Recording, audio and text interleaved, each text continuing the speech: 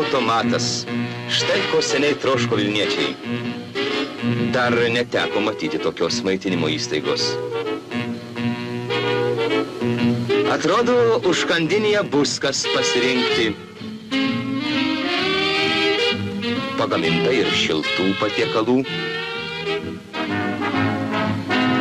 Pagaliau durys atvertos. Pirmiausia, dėmesį patraukia automatai, kurių čia 24.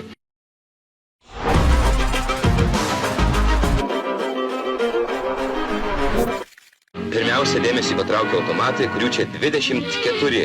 Pyragaičiams, vynui, na ir alučiui.